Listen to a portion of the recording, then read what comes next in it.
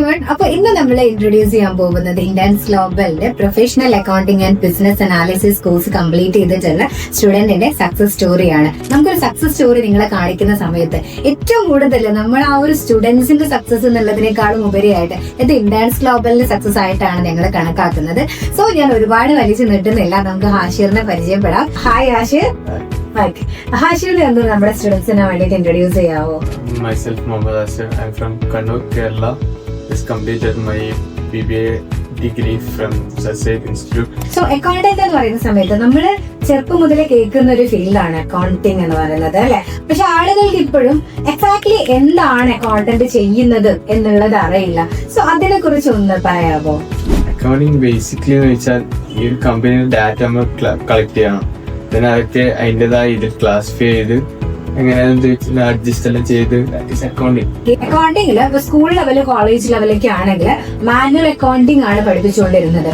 നേരെ തിരിച്ച് ഇപ്പൊ നിങ്ങൾ പഠിച്ചേക്കുന്നതെന്ന് പറഞ്ഞു കഴിഞ്ഞാൽ പ്രാക്ടിക്കൽ അക്കൗണ്ടിങ് ആണ്. ഈ ഒരു മാനുവൽ അക്കൗണ്ടിങ് ഇല്ലാതെ, അതായത് അക്കൗണ്ടിങ്ങിന്റെ ഒരു ബേസ് പോലും ഇല്ലാതെയാണ് ഈ ഒരു ഫീൽഡിലേക്ക് നിങ്ങൾ വന്നിട്ടുണ്ടായിരുന്നത്. അപ്പം ഇത് പഠിച്ചെടുക്കുക എന്ന് പറയുന്നത് ഐ തിങ്ക് മാനുവൽ അക്കൗണ്ടിങ്ങും പ്രൊഫഷണൽ അക്കൗണ്ടിങ്ങും തമ്മിൽ നല്ല ഡിഫറൻസ് ഉണ്ട്, പഠിക്കാൻ ബുദ്ധിമുട്ടില്ല. പക്ഷെ ആശയത്തെ സംബന്ധിച്ചിടത്തോളം ഇത് എങ്ങനെയായിരുന്നു?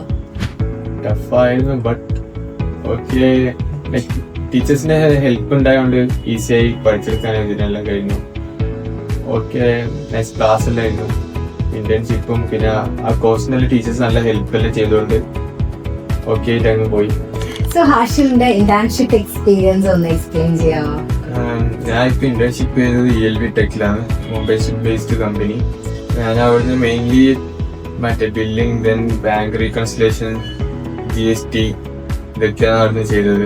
അപ്പൊ നിങ്ങളുടെ കോഴ്സ് പഠിക്കുന്ന സമയത്ത് ഒരു സ്റ്റുഡന്റ് എന്നുള്ള ലെവലിൽ നിന്ന് ഇന്റേൺഷിപ്പിലേക്ക് പോകുന്ന സമയത്ത് എങ്ങനെയുണ്ടായിരുന്നു ആ ഒരു ചേഞ്ച്? അവിടെ നിങ്ങൾക്ക് ഒരു ട്രെയിനർ എന്നുള്ള രീതിയിൽ തന്നെയായിരുന്നു ഇന്റേൺഷിപ്പ് വരുന്നത്?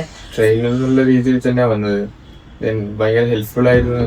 ഇപ്പൊ നമുക്ക് പേഴ്സണൽ ട്രെയിനർ ഉണ്ടായിരുന്നു, ആള് ഭയങ്കര സപ്പോർട്ടീവ് എല്ലായി, ഹെൽപ്പ് ചെയ്യാനും ഇതിനെല്ലാം ഉണ്ടായതുകൊണ്ട് എല്ലാ ടാസ്കും എല്ലാം ഈസി ആയിട്ട് കംപ്ലീറ്റ് ചെയ്യാൻ കഴിഞ്ഞു. ഹാഷിർ ഇപ്പം ഇന്റേൺഷിപ്പ് കംപ്ലീറ്റ് ചെയ്ത് കഴിഞ്ഞു, അതേപോലെ തന്നെ കോഴ്സ് കംപ്ലീറ്റ് ചെയ്ത് കഴിഞ്ഞു, ഇപ്പം എപ്പോഴേക്ക് പോകാൻ വേണ്ടിയിട്ട് റെഡി ആയിട്ട് നിൽക്കുകയാണ്. അപ്പം ഈ ഒരു കാര്യങ്ങളെല്ലാം നമ്മുടെ ബിഗിനിങ് സ്റ്റേജിൽ സ്റ്റാർട്ട് ചെയ്തത് ഇന്റൻസ് ഗ്ലോബലിന്റെ കോഴ്സിൽ നിന്നായിരുന്നു, അല്ലെ? അപ്പം എന്താണ് ഇന്റൻസ് ഗ്ലോബലിനോട് ഈ ഒരു അവസരത്തിൽ പറയാനുള്ളത്? ഇങ്ങനെ ഒരു ചാൻസിന് എല്ലാവിധ സപ്പോർട്ട് ഇന്റൻസ് ഗ്ലോബലാണ് കിട്ടിയത്. സോ അതിന് വലിയ താങ്ക്സ് ഇന്റൻസ് ഗ്ലോബലിന് കൊടുക്കണം. സ്പെഷ്യലി സുഹേല മാം വളരെ സപ്പോർട്ടീവ് ആയിരുന്നു, എല്ലാത്തിനും ഹെൽപ്പ് ചെയ്ത് എന്തെല്ലാം ചെയ്യേണ്ടത് കറക്റ്റായിട്ട് ഗൈഡ് ചെയ്ത്